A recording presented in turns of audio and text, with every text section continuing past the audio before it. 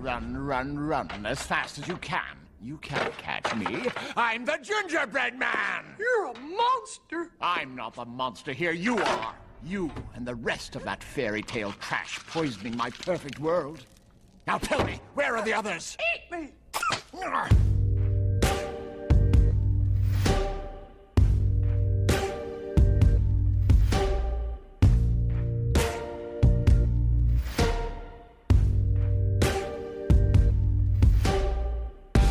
Hi, I'm Joe. And I'm Tiana. And this is Next Door Villain, A podcast where we uncover the villains to discover their humanity.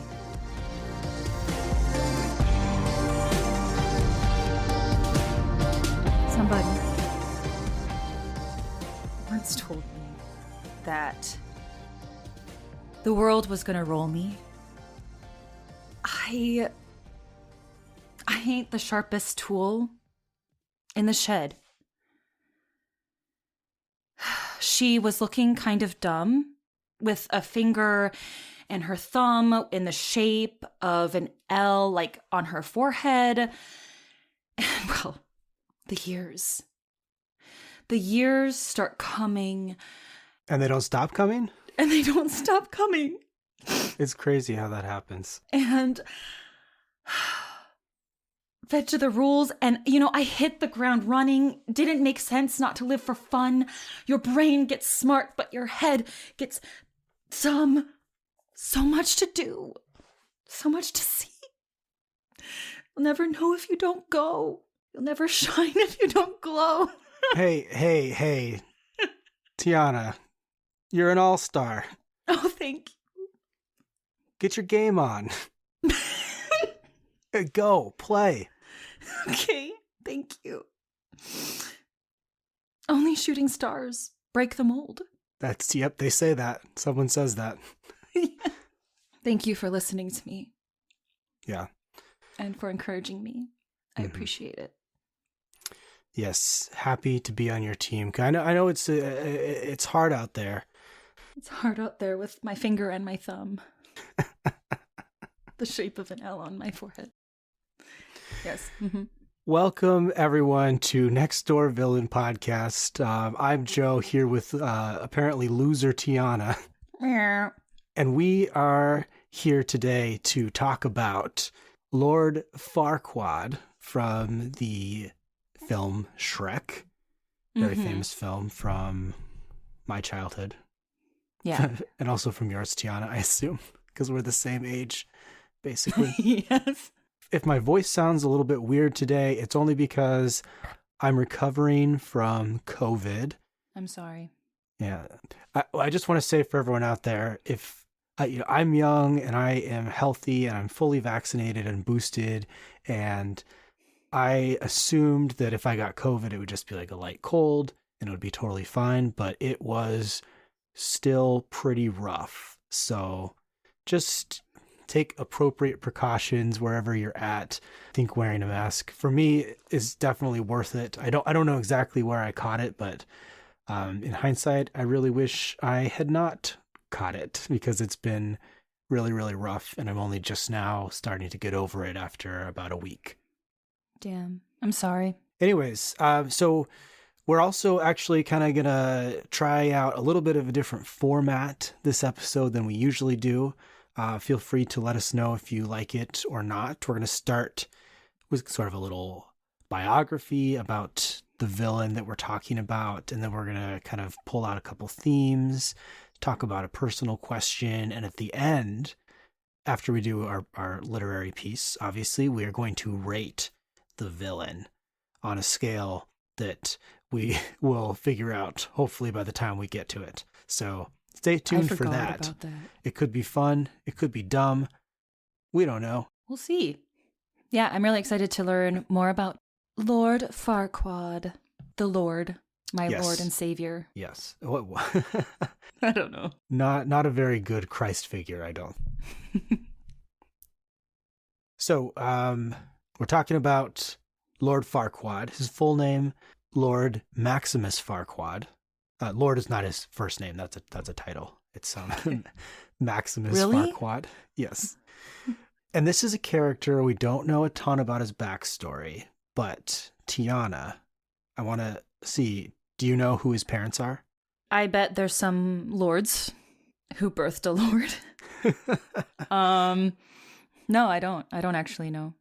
All right. So this is actually really interesting. And this comes from Shrek the Musical. He's got a musical number where we learn who his parents are. So his mother is the princess from The Princess and the Pea. Okay. Do you remember that story? Yeah. Like there's a bunch of mattresses that she was sleeping on and they put a pea under all those mattresses and she could still feel it kind of thing. Yeah, that's She was like, "Owie." that's exactly the story. And Okay, cool. I remember that story as well. And I was like, why was the pea under the mattress? This doesn't make any sense at all. So I went back and I looked at the story and it didn't make any more sense. Okay, yeah. So That's what happens with fairy tales. They're just kind of there. yeah, especially those old, like this is an old Hans Christian Andersen fairy tale. Yeah. And a lot of those stories are weird, but I want to rehash it just briefly. So there's this prince and he wants to marry a princess, but he meets all these women and they don't all have very good manners and they aren't real princesses, apparently. I don't know what a fake princess is. Right. But he's so worried about marrying an a princess who's not a real princess. Yeah, that's stressful. Yes. That's like their version of catfish. Like, Yeah. Yeah. Actually, yeah, that's all these women are coming up and they're like, I want to marry you. I'm a And- real princess, I promise. And then they're like, okay, we're going to finally meet together and see if she really is a princess. And there's like a cameraman and then they meet at a park. Oh my God, you're not a princess. And it's drama and she has a kid and Yeah. She doesn't know how to use the right fork for a salad. yeah, it's stressful. She doesn't know how to use it. So one day this woman stumbles in off the street and she's soaking wet because it's raining outside. Okay. She's not just randomly wet. And she claims to be a princess, but they're skeptical because of all these other women who weren't actually princesses. But his mom has this brilliant idea. She's like, okay, we'll take this woman in and we'll put a pea under her mattress. And then we'll stack 19 more mattresses on top of it, but we won't tell her. So Perfect plan. Just makes so much sense. yeah, a ton of sense. And to me, I'm like, did this princess not like wonder why there are 20 mattresses on this bed? Right. Also, logistically, mattresses are heavy. And especially probably in medieval times, they were probably stuffed with like hay. They weren't made with like fancy, like lightweight foam like they are today. So logistically, like, how did she get all these 20 mattresses stacked up onto this bed? And then she would have had to have a ladder to get up on top of it, presumably. Anyways, aside the point, she wakes up in the morning, the princess, and she's like, oh my gosh, what was in that mattress? It was so uncomfortable. And she had, and then she had a bruise on her back to prove it. And Oh, the pea punched her. yeah. And then they were like, oh, she must be a real princess because only a real princess would be sensitive enough to feel the pea. I wish I could give more context to that story, but that is Right. literally the story. So that's how you know if you're a princess or not. So makes sense. We just maybe need to put a pea under our mattresses. You know, we'll come together tomorrow and be like, hey, do you feel the pea? The Yeah, pea? try this with your partner Yeah. to find out if they're worthy. So that's Farquaad's mom. Very sensitive. Aw. Now, do you know who Farquaad's dad is? The pea. Nope. Okay. Also, not the prince from that story. So either this must be like this They must had a be- divorce? Ooh, unclear. It's unclear the timeline of things. But Farquaad's mom, the princess, well, she dies. So one night she kind of falls off the mattresses and dies. That sucks. Yeah, so It was a good idea to start with, but ultimately she died because of it. Rest in peace. Farquaad's dad, however, not the prince, but he's an unhappy miner. He's very short. He's someone you might know, Tiana. He's a miner who is short. He's a very short miner. He mines for gold. And he's very short. And he's unhappy. Is he a dwarf from Snow White Seven Dwarfs? Yes. That's awesome! Oh, I had no idea, and I just guessed that. I deserve a cookie. So his dad is grumpy. Oh! Oh my gosh. And his dad is grumpy, and he would follow around Snow White and like be Snow White's little man. There's just a lot of connections going on. It's also weird then that age-wise that Farquaad might be interested in Snow White. Yes, that's what I was kind of thinking about. I guess we could say this maybe this all happened way before the Snow White story. Maybe. When Grumpy was much younger, this was maybe before the Princess and the Pea incident. He was a young lad. Yeah, so Farquaad's mom, before she dies, she basically leaves Grumpy with baby Farquaad. Baby Maximus, I guess, would be his name. Max. That's cuter. Max. So she leaves Max with Grumpy, and Grumpy, I guess, abandons him in the forest one day. Because he's so grumpy. He's just like, fuck children. Maybe he was just like, I don't want a child anymore. He was heartbroken maybe because the mom left. He couldn't make a living on his own. He's living with 7 other dudes. Yeah, that's a lot of dudes. So not an ideal childhood for little Max Farquaad. Also... So that implies that Grumpy's last name is Farquaad? That's exactly what I was just going to say. It's like Grumpy Farquaad. Aw. I also heard the other dwarves referenced as his uncles, which means that it's also, Happy Farquaad, Dopey Farquaad, Doc Farquaad. If you were a 7 dwarf, which one would you be? I don't even remember the other dwarves. I'd probably be Doc, to be honest. Yeah. I'd probably, there's one, maybe it's Bashful? I don't know. Oh, yeah. Yeah, you could be Bashful or be... Yeah. I'm bashful, Farquaad. So that's really all the detail we have about his childhood. And then a bunch of stuff must happen. He grows up and he somehow becomes a lord. And do you know what a lord is? Maybe it's just a guy who oversees a town or a mini society or kind of oversees an area of land, maybe. Yeah, that's actually almost word for word the correct definition. So the term lord, it's often used as kind of an umbrella term for people in the ruling class that were not specifically royalty. I got all this info from medievalchronicles.com. I did not verify if they were a reliable source, but sounded reliable to me. A lord, more specifically, is someone that the king has just basically kind of given land to and given an area to oversee. And then the lord leases that land out to different landowners and people below them. So he's not technically royalty. And that is why in Shrek, we learn that he needs to marry a princess to become a king because he doesn't actually have any royal blood himself. But his mother was a princess, right? So it seems like he should have been royalty. That's a great point. Maybe he didn't know his mom was a princess, or maybe no one believed him, or... Yeah, or he didn't have the papers. Oh, or maybe because his dad was a dwarf. She married a commoner. Yeah. I don't know, though. If I were Lord Farquaad, I would be like, you know what? I was really meant to be a king because my mom was a princess, but she died because of a pea. He may not have known his mom, to be honest. That's sad. Yeah. Anyways, so he becomes the ruler of this town, Duloc. He becomes obsessed with making everything perfect. Everyone there dresses the same. Everyone acts the same. Everyone looks the same. He decides to exile all of the fairy tale creatures, and then he boasts that Duloc is the most perfect kingdom of them all. And the magic mirror is like, wait a minute, you can't call Duloc a kingdom because you're not a king and you have to marry a princess. So that's how the events of Shrek kick off, where he has to find someone to go save Fiona and bring her back, and then Shrek does that, and that's sort of where we are today in the Shrek movie. If you haven't seen it, you should see it. Yeah, it holds up. Yeah. Came out in 2001? Maybe, yeah.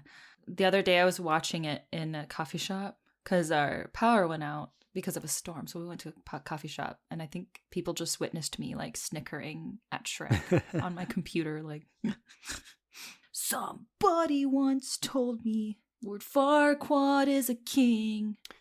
So that's his backstory. Okay. I like that. I learned a lot. I didn't realize that was his mom. I didn't realize that was his dad. I like that. Yeah. And I think that history will sort of inform or help add some color to maybe some of the more interesting aspects of him that we'll empathize with. But do you want to start with sort of your way into empathizing with him? Yeah. I want to talk about the theme of order and the idea that Lord Farquaad is just obsessed with it. Lord Farquaad is so orderly and inflexible and clean, and you mentioned this, right? He's kind of obsessed with the way things should be. Mm-hmm. His land of Duloc is really clean, which I actually kind of appreciate. Like, I appreciate the cleanliness of Duloc when I watched the movie. Especially when you consider that, like, medieval times were pretty gross. Yeah. Like, people, like, were, like, throwing their poop out windows onto the street. Like, horses were pooping everywhere. There was, like, way more poop than I think I would be comfortable with. They had a lot of orgies. I don't know why, but every, like, medieval movie is like, let's have an orgy. That's worse when you know that how clean could they have been? Right. Not very clean. That's just how it was. Just... Like, I'm talking, like, physical dirt, not, like... Right. Yeah. Not that they were, like, gross people. They could have been. I don't know. Well, yeah, they could have. I watched a little too much Game of Thrones, probably. But I also like in Duloc, there's like these robotic people in the info booth that are like, don't make waves, stay in line, and we'll get along fine. And he's a planner. I appreciate how Lord Farquaad like planned his and Fiona's wedding and royal outfits. You see that like perfectly laid out in his bedroom. And I think a lot of women would kind of dig that, like how intense he is on planning and making sure that the wedding day goes really smoothly and making sure that you have everything laid out, the clothes, the jewelry. So he tries really hard to make things very orderly and nice. He hates fairytale entities, and I think a big reason why is because they are so chaotic and kind of like unproductive. I mean, I'm going to sound like a capitalist here, but like first of all, I think Lord Farquaad is grasping order so heavily to cope with the fact that he like exists in a world of extreme chaos when chaotic fairy tale entities exist. I think he recognizes how chaotic they are and how they don't necessarily help society. Like they run around and they fly and they frantically, I don't know, they're just very frantic and they're obsessed with their fairy tales, with the stories and how they go. So they're not very productive because they're obsessed with their fairy tale stories. So like Pinocchio keeps saying that he's a real boy and that's it and nothing else of substance, you know?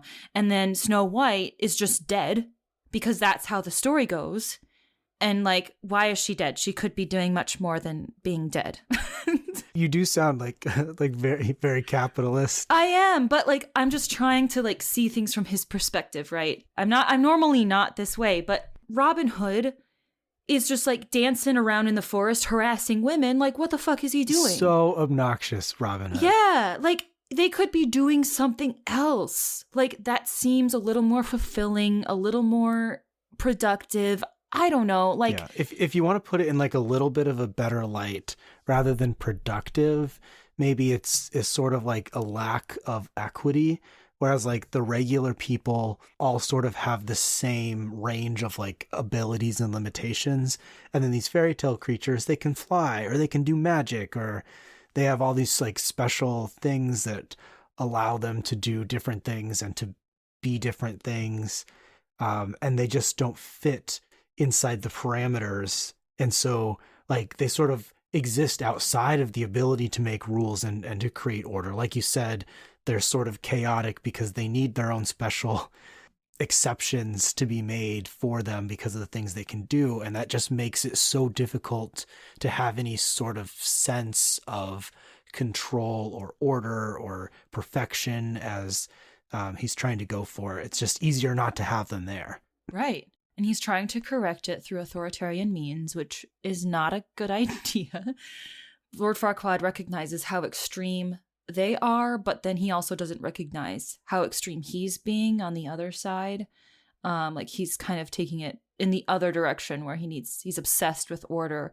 And I'm more of the belief where like, I think both of these things can balance out and you can see the benefit of chaos and order working together, but he doesn't see that, right? So I think there's just like a few lessons that I took from Lord Farquaad, which is just, if you're like worried about someone else's extreme, you might be the other extreme. Mm-hmm. Or you might need to recognize that your extreme and that other person's extreme could work together. Like I think fairytale entities could work with the land of Duloc if Lord Farquaad was willing to do that. It's great to have whimsical things happen in life. You have to have that. If not, things are very boring. But then if you have too much of that, then nothing gets done and society falls. Another lesson is just that chaos can be difficult to live with, which might make someone go the other extreme route in being very orderly and rigid in order to survive the chaos. Well, you can imagine, based on his backstory, that he may have had a very chaotic upbringing where one of his parents was dead and the other one abandoned him. So we don't know what happened in his early life, but you can imagine that it must have been a struggle for him. He must have been sort of bouncing around a lot, having to work really hard, and probably being in these difficult, crazy situations. And I suspect maybe that one of the ways he was able to get through it was by creating control over things, learning to control his surroundings so that they didn't control him. And that's ultimately what probably led him to become a lord, which is a pretty high status for someone who probably started from basically nothing. So this control has brought him all the good things that he probably has in his life so far. Oh, yeah. Yeah, he is pretty successful. And I guess I didn't really realize that at first. Like, I think I looked at him and assumed that, oh, mommy and daddy did this for him or gave him land, and that's how he became a lord. But that backstory really helps to point out that actually he's got some bootstraps pulling. I don't know. Just simply because we haven't mentioned it, and I don't want people to get mad at me for condoning a torturous, murderous person. Oh, torturous. All he did was pull some buttons. Okay, sorry. Remove some buttons. He chopped the legs off of a gingerbread man. And you might say, oh, it's just a gingerbread man. But like, if we are to believe this universe, mm-hmm. that these things, these creatures are all living, conscious, sentient beings, then we must think about a gingerbread person the same as a human as far as like pain and whatnot, right? Mm-hmm. So, I mean, this was a terrible scene for a children's movie in that regard, that he was literally like physically torturing, chopping the legs off of another creature for his own personal gains. This is where like I can understand his feeling of wanting to create order and control, but he's taken it way, way too far. It's gotten way out of control and it's not good. I just like how you make that scene so serious, and I appreciate you doing that. But that entire time of, do you know the Muffin Man? Oh yeah, the one that lives on Drury Lane. Like, that is my favorite part of the whole movie. Cracks me up. That scene was so funny to me when I was younger. And when I rewatched it last week as an adult, and it might have been like, I was also sort of in my like COVID fever delirium when I was watching this film. So maybe that affected it, but I was like a little bit horrified that this was considered like a funny, fun scene when it really like was so clearly painful torture. Not good. It's like the equivalent of waterboarding. Yeah, maybe worse than waterboarding. See, ripped off a button. Ah! That's like someone ripping off your nipple, probably. Imagine. I think you're right about that. Okay, yeah, it's not so funny anymore. Oofda. Another thing I like about Farquaad is, I know people make fun of his appearance, and you'll get into the height thing soon. But like, if you look closely, he has a pretty good jawline. Yeah, he's mostly jawline. He's mostly. I like it. I like it. I mean, I was trying to like find like, is he attractive? You know, like, is he attractive, but we just don't know it because we're clouded by other people's opinions on Lord Farquaad. And I was like, I like the jawline. It seems like you might be attracted to him and you're trying to justify it. Oh, you are? Okay. I like the 5 o'clock shadow thing going on his face, but his nipples are too high. His nipples are like by his armpits, basically, like whoop. Yeah. So should we talk about his physical appearance? Because I think it's important to this character. Oh, yeah. And honestly, why have we not mentioned, have we mentioned yet even that he's incredibly short? Not yet. I was waiting for you to like, ta-da. Yeah, that should have been like probably in the very beginning of the episode. So Lord Farquaad is very short. I don't know how short, but like shorter than most people. And it makes a lot of sense now that we know that his father was a dwarf. Yes. So he's like, I guess, half dwarf, half human. So he's very short. He has a very large head. His head, I think, is almost probably the size of the rest of his body. It seems like. Yeah. I don't want to like make fun of his appearance too much, especially in this world where there are so many different sorts of people and creatures that all live together. And so in a sense, we should be sort of celebrating all the differences in the way that people look. Or I just find it funny that like Shrek is like farting in a pond and killing a frog. And they're like, oh, Lord Farquaad's short. It doesn't make total sense. Like, everyone looks fucking off the rails. I don't know. They just... Yeah, everyone is bonkers looking. If I want to knock Lord Farquaad on his looks at all, it's... I hate his haircut. Yeah. I don't think it's doing him any good. Oh, that reminds me. I did ask a few people what they thought of Lord Farquaad when I sent them an image of him shirtless. One of my internet friends said, I'm pretty sure that's my hair. So some people have that hairstyle, Joe. Yeah, a lot of young women. Yeah, exactly. Yeah, she's a woman. So she's like, I think that's my hair. Yeah, women have that haircut. Yeah, and men do too, and that's okay. It's just not my preference. Not my yeah. On his head. I don't think it's a good match. Anyways, I bring up his height because I think it is an important part of his character and how he acts. Shrek sort of has the observation when he reaches the kingdom, but before he knows how big Farquaad is, of the like giant, really, really tall castle in the middle. And Shrek says, "Whoa, what do you think he's compensating for?" Yeah. I think there's probably a little bit of that going on where he's feeling like he needs to compensate for his height with his like power and with his control. I suspect, knowing who his father is, a fairy tale creature, that also might be sort of where his resentment towards fairy tale creatures come as well. Like, I think you're right about the chaos thing, but I think it also might be some like resentment where his body to him is almost like a physical reminder of his, of his father, who is a fairy tale creature, and who left him and abandoned him and left him with nothing. And he had to probably scrape and crawl out of a life in the forest alone to get to where he is today. And so now his size is sort of a physical representation that he has to live with and acknowledge every single day. And other people are looking at him and probably laughing at him and making comments. Tiana, are you actually crying? Or I can't tell.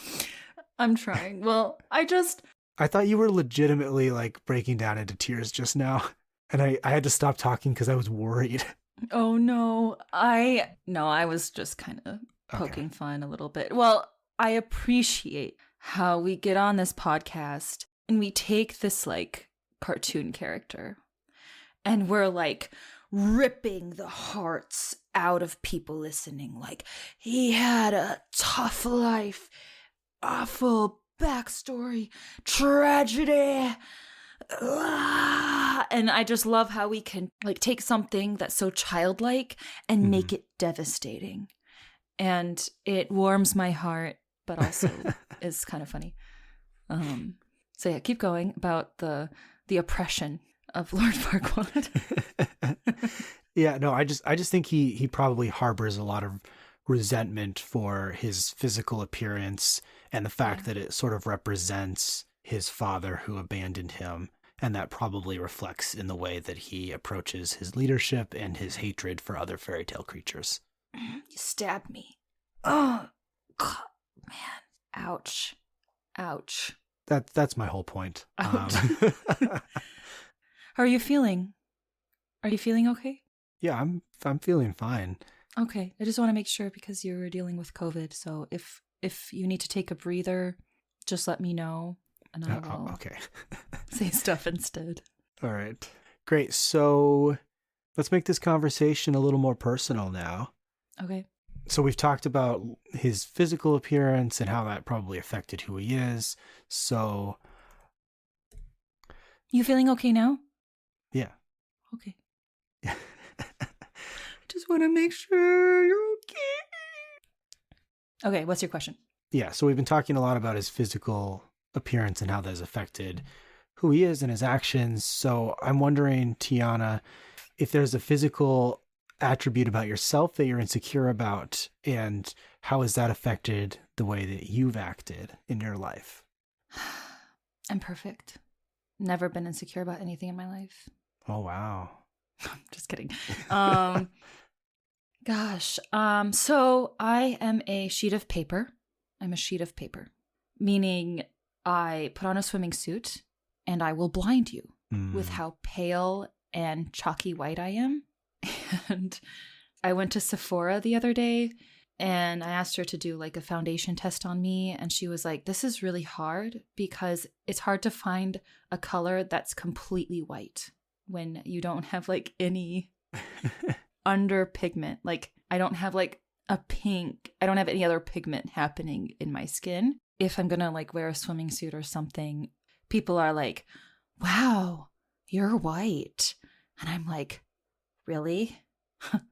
Like, no shit. Like you didn't know already. Right.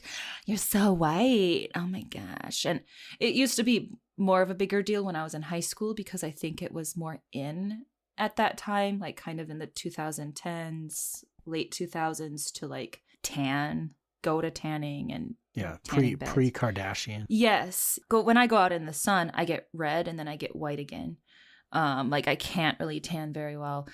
How has that affected how I've acted? I think back then, hotness was kind of equal to tanning because you're picturing like a bikini body with like a tanned body. But you can't really be quote unquote hot if you're like pale, like pasty white. Maybe a little bit with men too, right? And I'm talking more from like a late 2000s, early 2010s perspective. Now it's different. And I even had like this boy that I was seeing in high school say, you're so pretty, but you're not hot. You're not hot. You're pretty, but you're not hot. And so I think my entire life, and of course I'm not going to sit here and be like, I'm pretty.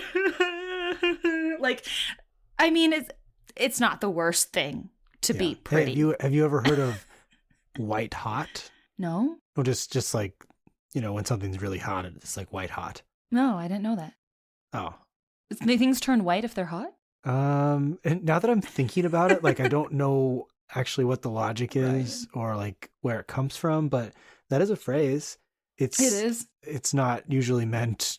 It's not meant to talk about skin color. It's about physical heat, but I thought maybe it would offer you some comfort as a metaphor. Right. I mean, I'm not insecure about a lot of things. So I am way more secure in my pasty whiteness now than I ever have been. Like, this really doesn't bother me that much, but I think it's just kind of changed my psyche a little bit where like I look in the mirror and I'm like, okay, I look pretty. Okay, I'm pretty. Okay, I'm pretty. I will never like be like, I'm hot.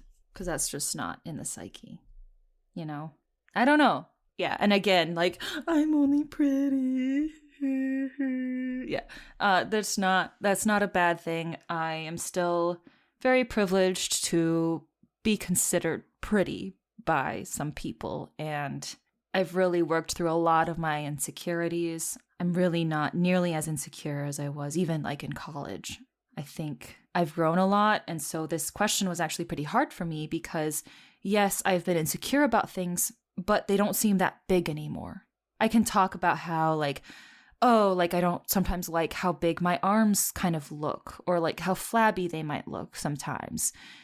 And that was a big deal to me at like 16. But now I just kind of look around and I'm like, I don't care. Another thing that I would get insecure about, though, was that I would try to shave my pubic hair when I was like trying to wear a swimming suit, but then it gets like chafed and like, and I would be so scared that someone would notice. Yeah, I don't know. Relationship with like body hair is like an interesting thing. If you're like wearing a swimming suit and like maybe you shaved, but it doesn't look very good, but then you missed a spot and like someone's going to know and like, and I don't know, I like grow body hair pretty quickly. So, which I'm sure you can relate to. I think I probably will here in a minute or two. Yes. Yeah. I do want to know about you though. What's your answer? I would say body hair. I am a little bit hairier than your average Joe. I mean, a little bit. Not to like inflate the insecurity, but yeah, Tiana's like putting me down right now. Yeah, I'm like, podcast. Yeah, you're hairy. Feel bad. I had my little mustache in like 5th grade. For real? Yeah. Damn. I have a lot of like chest hair and some back hair. And I've always been really insecure about it, particularly in middle school and stuff. Other kids would comment on it and make jokes about it because it was like particularly abnormal at that age. As I've gotten older, I don't really get like directly taunted for it anymore. But because of all that in middle school and stuff, I really learned to be very ashamed of it.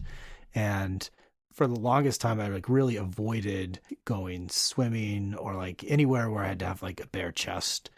Sometimes in like high school, you'd play pickup sports and there'd be like shirts versus skins. And I was always really anxious that I might end up being on a skins team.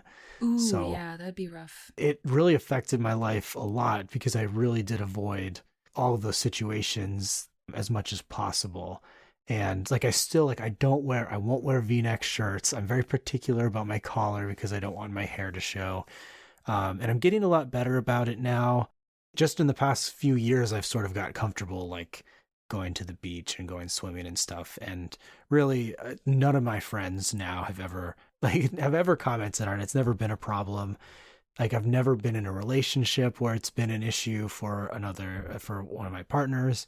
But for some reason, I think it just goes back to like being made fun of a lot when I was younger and just feeling different than everybody else at that age, that it still feels wrong to this day and feels like gross and weird. And why would anyone like me? Sometimes I joke about how like I would probably look quote unquote more conventionally attractive in the 80s because of certain like trends. Like I have some bigger shoulders. So like in the 80s, it was more important to have like some shoulder pads.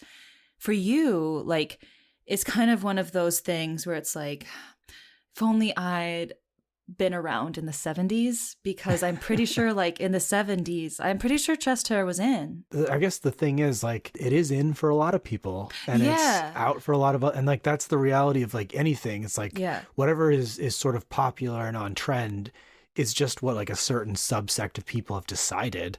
There's still all those other people who are attracted to all those other different things. They're just not being portrayed in the popular media. Right. You kind of have to make it in, maybe. Like guess, like you're gonna be the icon. You're gonna be like, chest hair's back in, and everyone will have a revolution.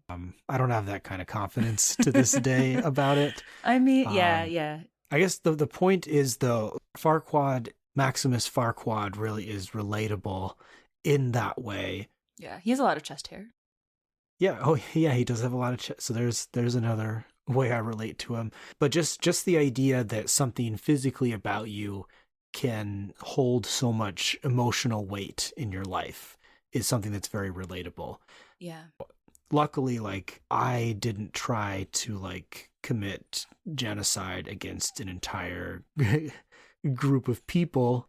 The displacement of a fairy tale population. Yeah, I don't know if you call that genocide or what. Xenocide, I'm not sure. Banishment. Because they're not really like a species necessarily. Anyways, it was bad. Luckily, I didn't do that. Right. I just sort of became really shy and anxious about it. But relatable nonetheless. Very relatable. And even if you think you're getting better with it, it still kind of stays with you throughout life. Kind of, yeah, I feel that. Well, speaking of size, we've each written a poem in honor of Lord Farquaad's short stature. We've written short poems about him. Would you like to go first, or should I go first? Go. You should go first. Yeah, I want to hear yours. All right. I was trying to write a haiku, but then it's not a haiku. It has too many syllables for a haiku, but I didn't want to give up any of the words, so it's just a short poem, I guess. Whenever that happens to me, I'm like, this is a short contemplative poem. Yes, that's what it is. All right, here we go. Run, run, run from the past if you can. I want no part in a fairy tale sham.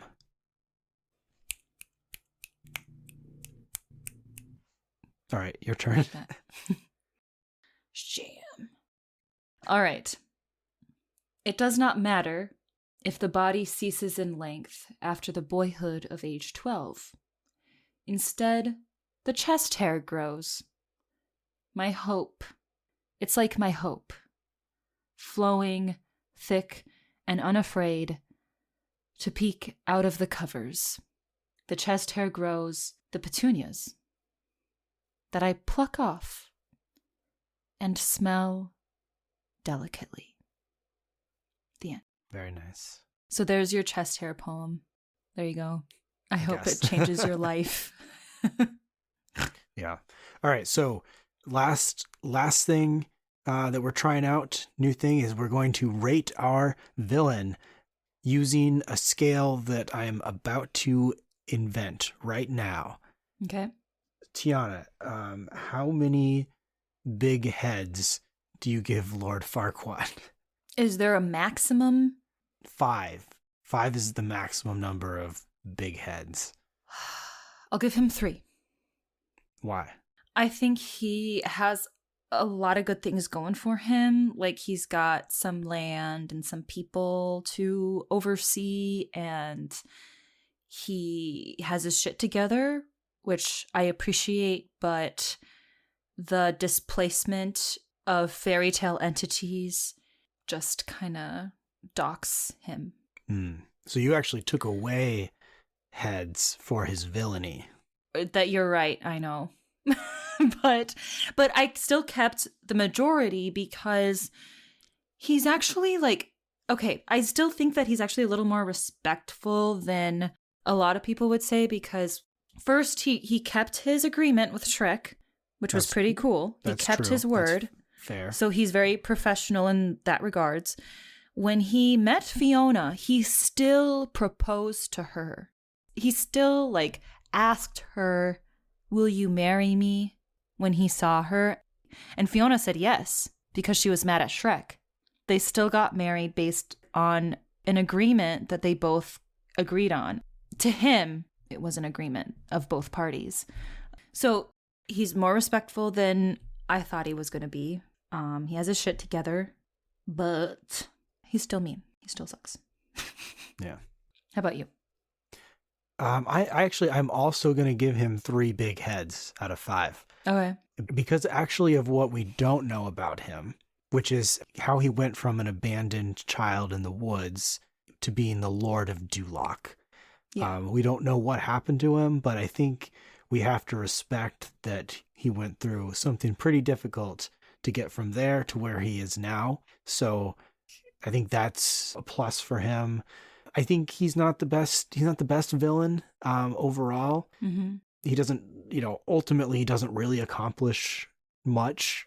However, he does do some really evil stuff like torture and The gingerbread man. sort of exile all the fairy tale creatures. It's a villainous thing, but ultimately he's not accomplishing much of it himself. He's mostly just like having henchmen do it. So that docked a couple stars. But he's heads. a lord, right?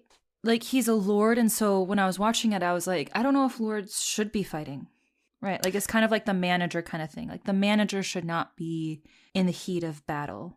That's fair, yeah. They should be giving orders and kind of leading. But then you could argue, well, he should be leading with example and go get Fiona and fight for her. Whatever. I am not an expert on the cultural... Yeah, he did get to the position he's in now, and yeah, being in that position should include some delegation skills. So how about 3 big heads and 1 unshaven chin? Okay, I like that. Ooh, I like the unshaven chin. I like that. That 5 o'clock shadow. Ooh, yeah. Anyways, that is it for our episode today. Thank you all for listening. You can find us on Instagram, Twitter, Facebook, at Gmail. All of those are at Next Door Villain. I think we're on TikTok as well. TikTok is Next Door Villain Podcast. Yep. Thanks for listening. Thanks for listening. Go embrace your body hair.